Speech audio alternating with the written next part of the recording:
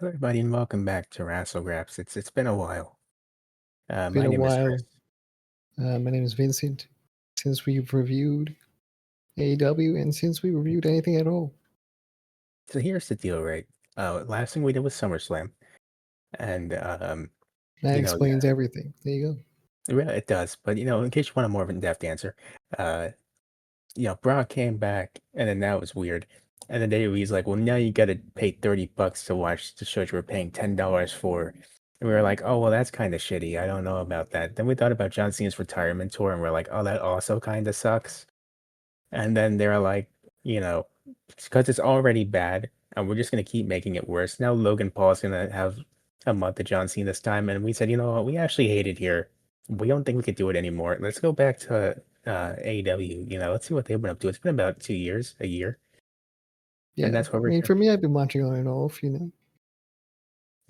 Just haven't been covering it recently, like reviewing shows. This is my first AEW show since All In 2024. Yeah. And how did you find that show? Uh, All In 2024. Yeah. Well, that had the Brian Danielson winning the title match. So that was good. That was him and Swerve. That was a very good match. Yeah, that was pretty good. Did enjoy that. It's a better show than this, I would say. Better show than this. I feel like All In was also better than this. Last thing I watched from AEW. So, Let's just jump into it. We got 9 matches to cover after 5.5 hours or 4.5 hours of wrestling. We're just jumping straight into it. Edge and Christian versus Kip Sabian, not Sabina, as my notes say, and Killswitch starts off yes, the Kip show. and Kill have, they're a team now. Kip and Kill. We knew what this match was going to be. It was Edge and Christian reuniting. They were going to win it, and they do. The match itself was fine. Nothing to write home about, but it was Yes, fine. Killswitch took the place of the other Christian son. What's his Nick face? Wayne. Nick Wayne, exactly. I was never gonna come up with that name, by the way. Okay. But yeah, that's who he's taking the place of. He returned on Dynamite, and that was pretty cool. I feel like this is not the best opener for this show because it was a little slow, not very, not all that great. But there were some cool spots like the spear through the ropes that Edge did. That was pretty cool. Mhm. I think that overall it was all right. There was nothing bad. It's just it felt like everyone was still a little rusty because they haven't wrestled for a bit, and it showed a bit, but it wasn't bad. It was fine. Kind of felt like they just wanted to get this match out of the way so they can move on to other matches for the show. Yeah. Well, Edge and Christian win. Edge tries to hug Christian. Christian's like, no, we'll just do handshakes, and that's okay. The old handshake, exactly. So yeah, fine start to the show. Then we get to a match that would have been a much better opener. Fletcher versus Takahashi. Yeah. Oh, actually, we should cover. I think that Christian and Edge would go after FDR now, right? I have not the slightest idea. Yeah, I guess we'll see. I think there was a whole deal and whatnot, so we'll see. Well, it makes sense, right? Because that's who wrote off Edge. So it would make the most sense. I mean, it doesn't make sense because even from a perspective, I haven't watched this in a while. I still saw that angle on Twitter. And then I saw Edge come back to help and Christian. So he's kind of not addressing that. And that bothers me, but it's AEW, so you just kind of get used to that. I feel like he's been talking about it a lot on like promos on Dynamite and stuff. So I feel like there's a focus on FTR. They're just this is a pit stop for them, and they won, Well, I so it was feel good. like there's nothing that says it's not that serious more than, oh, we'll get to it eventually. Well, it's because Christian doesn't really want to be in this team with Edge, but he has to be in Sure. this team with Edge, and he made this deal. So now they're going to be fighting FDR. This just feels poorly booked. I'm just saying this feels poorly Tony booked. Khan is not the best booker. All right, like he won those awards. Did they mean anything? Probably not. Okay, well, that's true. Let's move on to Fletcher and Takahashi. This was pretty good. I didn't know much about Fletcher going in. Didn't know much about Takahashi either, but they both delivered a very solid match. I think Fletcher's pretty good in the ring. I'm always entertained by him. What he does, he's really good. He's probably one of the best competitors in AEW. Takahashi knows to lounge himself in New Japan. seeing some of his matches, a couple maybe. Mhm. Honestly, it was a good match, too. Good pairing. And yeah, I mean, you knew who was going to win, but didn't ruin the match. That's one thing about this show I will say I wasn't a fan of. Everything here is pretty predictable, besides the lights out match, maybe. Honestly, I didn't predict that they were going to have a New Japan ring announcer this whole show. They do it every time. I don't know why you didn't see that coming. I think that's really cool, honestly, that they do that. I don't know if I ever noticed that, but yeah. I mean, I know Forbidden Door is not my main, the AEW pay-per-view I'm most looking forward to in a year. So I just think it's weird that they call it Forbidden Door, and there is like 4 or 5 New Japan guys on the show. I think it could have been worse. I felt like it was going to be mainly an AEW pay-per-view with a It hint of was. New Japan, and that's what it was. But I feel like the amount of New Japan on the show was good enough. So There's like 9 matches, and 4 of them have New Japan people there. I think that was cool. All right. But I do feel like New Japan is lacking. I feel like that's probably have something to do with this because I feel like Tony Khan doesn't see any of his competitors wrestling any of their competitors because there's not many over in New Japan that are they're making a splash, I guess. It's almost like Tanahashi should do something about that, but whatever. So you're Anyway, seeing these old names, on the show or established names, I guess, like Zack Sabre Jr., Gabe Kidd, and they're mhm. on the show because you know, they're Yeah, bigger I guess. names, I suppose. Yeah. Well, anyway, get to the fatal 4-way match for the TBS Championship. I mean, think This about it. I phase. mean, Tony Khan signed away all their big names. Well, yes, but you're Okada still was their biggest name, by the way. usually when that happens, the thing you do is you just start building new people. They have a hard time with it. They do. They do. All right. It's not an excuse, but whatever. Monet And that's why defends not many people against. watch them anyway. So Yeah, it's true. Monet defends against Persephone, Windsor, and Bozilla from Stardom. Bozilla. Yeah. Never I had seen to her make before. sure. No, I had to make sure I read that name, by the way. Wasn't trying to mess it up again. Um, Bozilla's very impressive though. I mean, she did a lot during this match and she was very good. she was easily the most interesting thing during this match. I will say that much. Right. Um, Alice Windsor, very fun as always as well. I didn't know much about any of these people. I saw Bozilla. She was easily the most interesting thing here. Yes, exactly. Mercedes Monet, of course, comes out with the special entrance with the 9 belts and the Queen entrance. I love the British, guy. like, I love the guy in front who looked very nervous to be there. super nervous, had butterflies. Yeah, probably looked very nervous to be there. Very nervous about it all. But as you knew going into this, who was going to win this match? I mean, only Mercedes Monet could win this match. Yeah, but like it's very uninteresting to do that. I mean, who would you? I mean, Alex Windsor is definitely a possibility. I saw that as a possibility, but I didn't think right now is the time to do I that. know. Listen, I know this is the first time she's here, but Bozilla's right there. You know what I mean? Bozilla, I mean, look, that would have been interesting because of the Stardom partnership, New Japan, this and that. I think Bozilla would have been interesting for sure. Did it seem like a possibility? Not really. Not really. Yeah, but like this event is such a give, give, give. You know, like a lot of NJPW is making a lot of sacrifices for AEW. It'd be nice if they would give something back. Yeah, that is true. It's fair. It's fair. Turns out a lot of promotions that partner with other promotions don't like to give. They like to take until you start coming out of a refrigerator saying, "Your name was said," and then you start clapping. Well, listen, hey, it took me a minute to understand what you were talking about, but Joe Hendry thing was funny. I like that.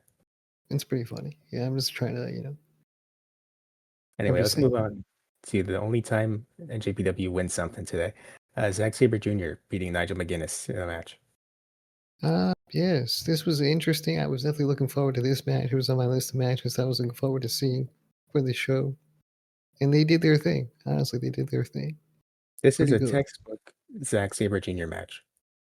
There was a cool chess video entrance for um, Nigel McGuinness. Very cool. Not sure if he won Mhm. the game or not. I'm not a big chess expert, okay? He was getting like some advice. That was cool. Yeah, does that video package, comes out with fellow British man Daniel Garcia. Daniel Garcia is not helping the allegations, by the way. No, not helping the British allegations that we started.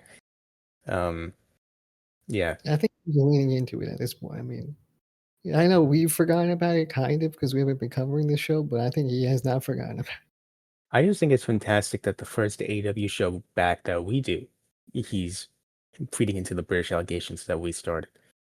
It's And very coincidental yet very fun. listen, I mean, Daniel Garcia, if you are a big fan of the show, any promotion would help. Just throwing it out there. That is true. That is true.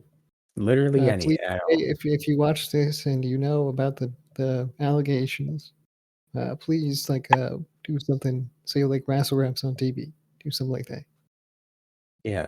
Or tweet at us, you know. Yeah, or follow us, and then we'll know. Do that. Do that. Do all the things we say in the Subscribe to our plugs. channel. Yeah. Follow us on 5 Instagram, stars. Twitter, X. I mean, it's called X. Why don't you go on Spotify? Follow us there too. If you can X us real quick, that'd be nice. Yeah, put your fucking review in the on iTunes or what is it, Apple Podcasts. Do that. Mhm. Yeah. So that was the notes on that match. It was all right. It's a textbook Zack Sabre match. You've seen it already if you watched any of the matches done. And Bro lost with Sunset Flip Powerbomb. I'm talking about Nigel McGuinness. He lost. the Joe roll up, yeah. And then Daniel Garcia comes in, gives him a hug, and then that's it. Kind of awkward. Shivani was there too. Schiavone, he was there. Just standing there. We thought he was going to talk to Nigel. Turns out he wanted nothing to do with Nigel.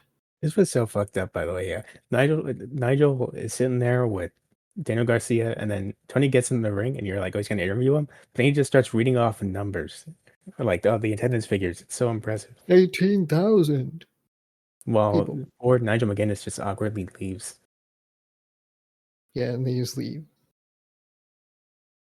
That I didn't like that. You know, this is why, as an old Wrassle Graps classic, you would say, this is why all my homies hate Tony Schiavone.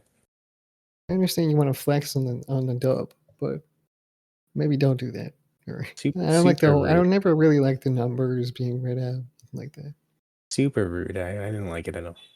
No, especially when this happens like right after the match, and it looks like something's gonna happen, and it doesn't happen. You could at least wait for him to leave. Exactly. They were fucking pressed for time. Like, what was going on? This is a 4-hour show, bro. You were not pressed for time. Press these. Let's press on to the next match, actually. Tekla. The worst. Well, no, hold on. Tekla and Aminata are fighting.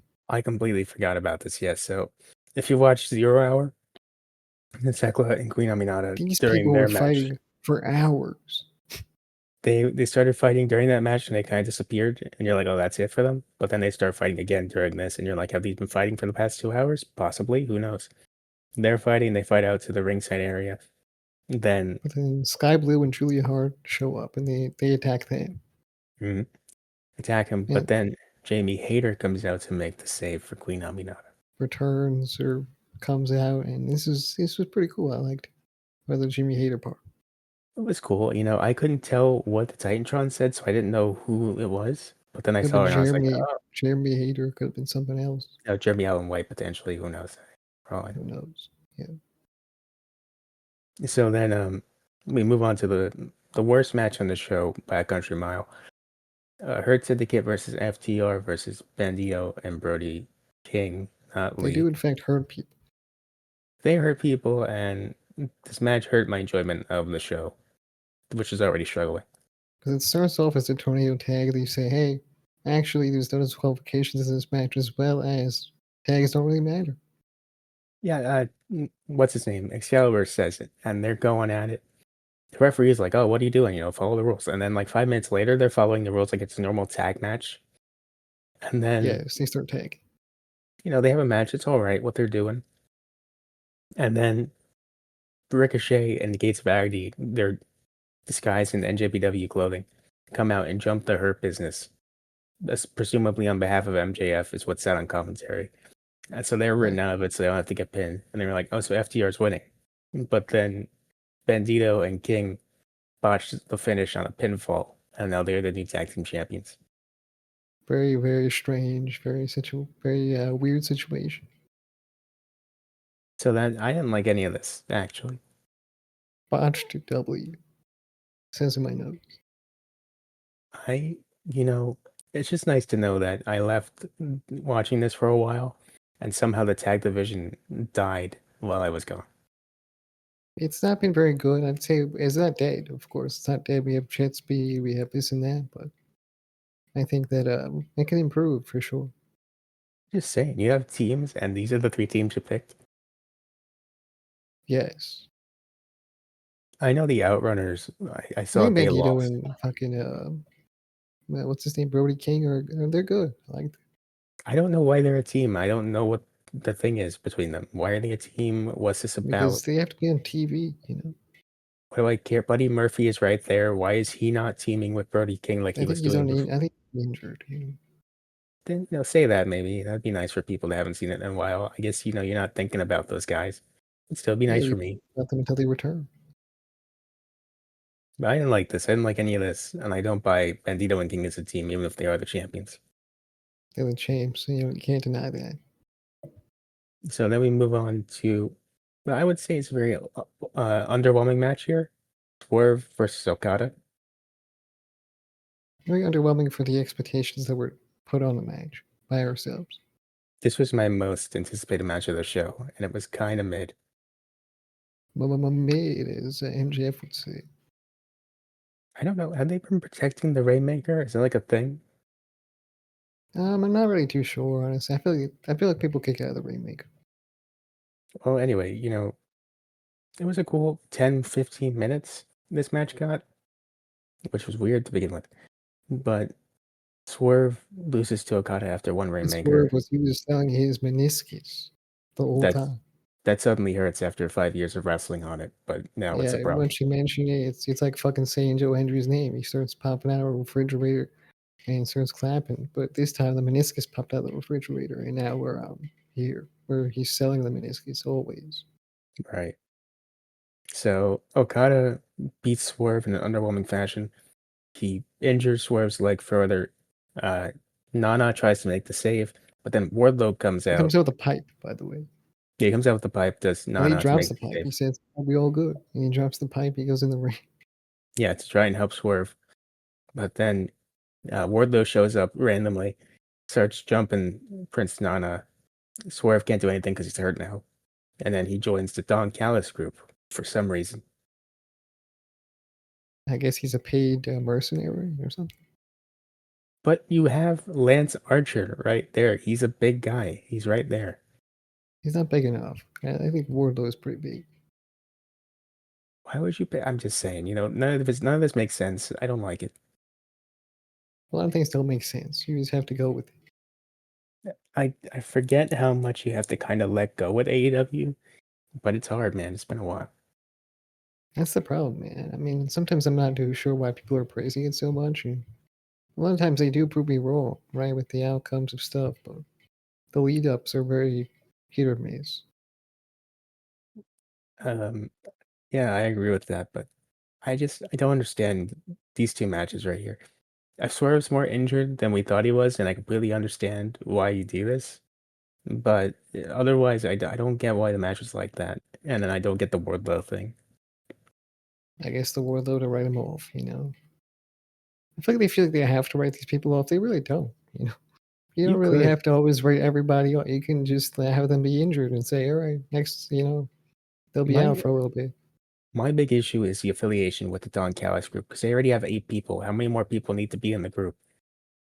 And I think it's like a agency or something, you know.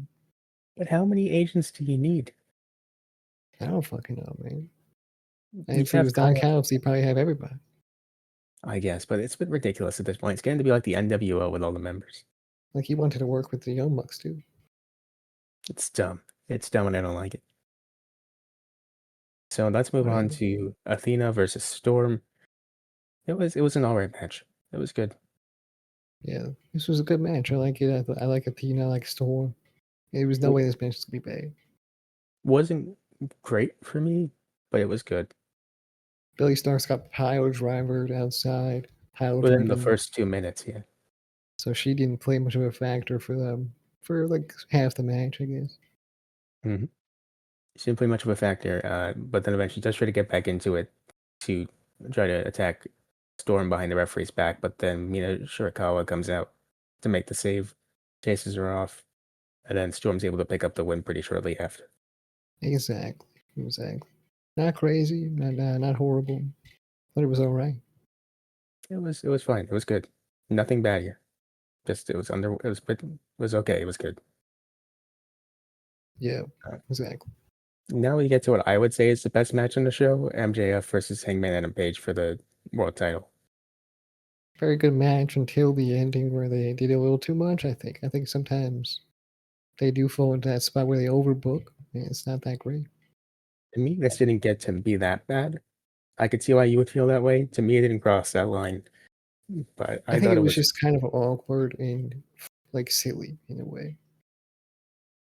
I think it would have been better if the referee didn't screw up the the finish they were going for. If the referee just counted to 2 and passed out, that would have been enough. You know what I mean? But That was they fine. counted to 3 at the end, and He which counted to three. definitely confused everybody. Counted to three. Everyone was confused. MJF thought he won, and then Mark Briscoe comes out, gets taken away by security before he can even do anything. Ref wakes back up, and then he's like, "Oh, his foot was on the ref the whole time." Blah blah blah. And then they keep going for a bit more. MJF tries to cheat, doesn't work out for him. The ref catches it, and then Hangman hits him with the contract that the buckshot, and then wins. Exactly.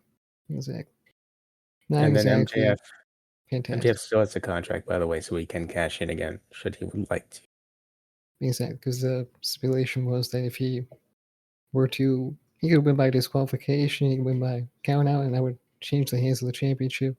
And also he gets to keep his contract. He doesn't get to have to cash it in for this match. You know what? Because the rest of the night was kind of mid, this was a nice change of pace. I liked it. I give I it mean, a there were some pass. cool spots, and like the dead eye through the table was pretty cool. I enjoyed that spot. Hmm. No, I agree with that. There's a lot of good stuff in this match. I'm gonna give it a pass. Easily the best match of the night. Right, right. Definitely best match of the night. Up Then until we that get, point, it was, what was it, Kyle Fletcher and Takahashi. yeah, that was previously the best. This is the actual best. Somehow we got, and then the steel cage match was actually pretty good.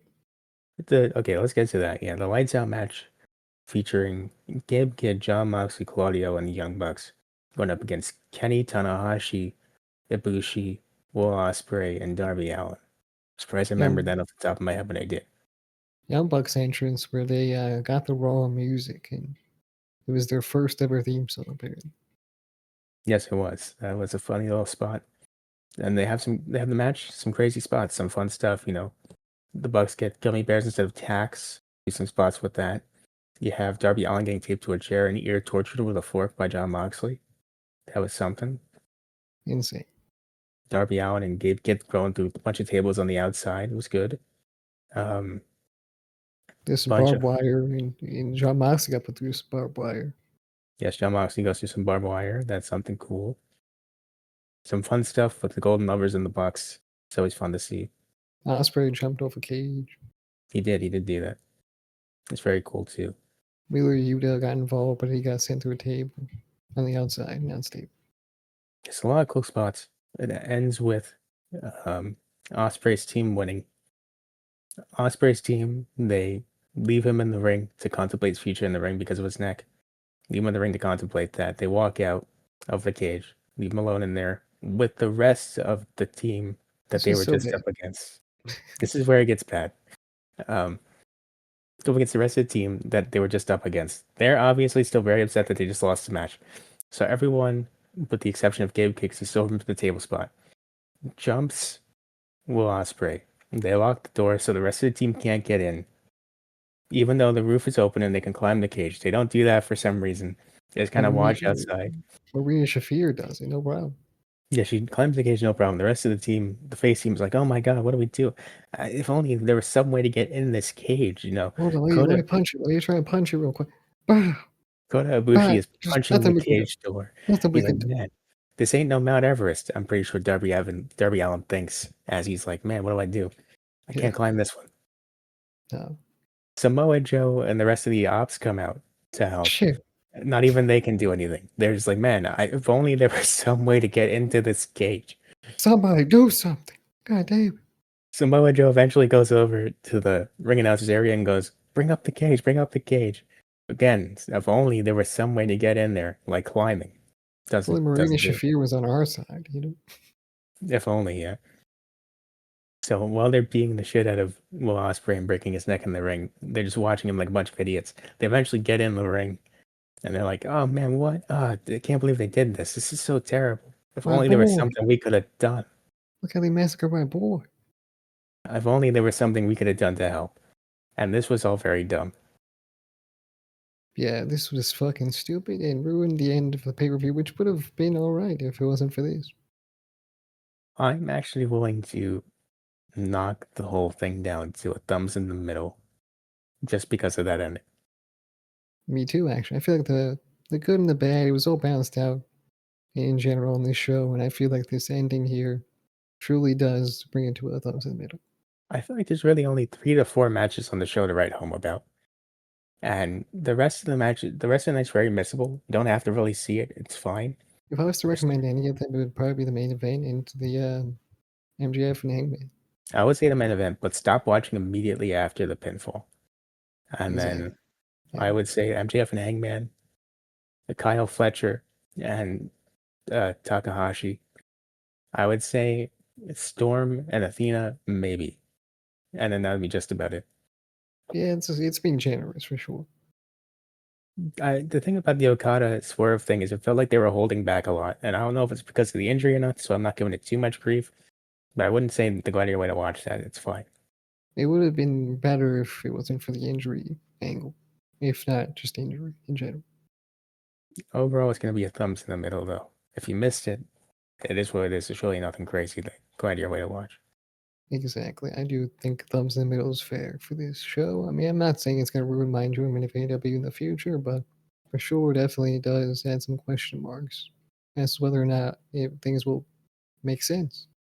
Speaking of question marks before the outro, we don't know what we're going to be doing from this point forward. So like you said at the beginning, we're pretty burnt out on WWE right at the moment. AEW we might do, but we're not sure on that either. Yeah. So we don't I'm know gonna what try the and do some creative content, try and get back in the creativity bag. Gonna have to get creative with stuff, and that's not good because we're not great at being creative. We're gonna figure something out with content. Of course. I was thinking to add some Wrassle Recap. I think that can make it a few appearances at least. Maybe we'll figure stuff out. But in the meantime, guys, if you made it to the end, thank you so much for listening. We greatly appreciate it. If you're on YouTube, please thumbs up, subscribe, comment. If you're listening on any podcasting platforms, leave a review, 5 stars preferably. And Yeah, if you Dan like, Garcia. yeah, especially him.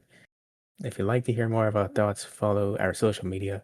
Vincent works very hard to keep the Wrassle Graps social media active, so please give that a follow. Check that out, and we'll catch you guys later. Thanks again.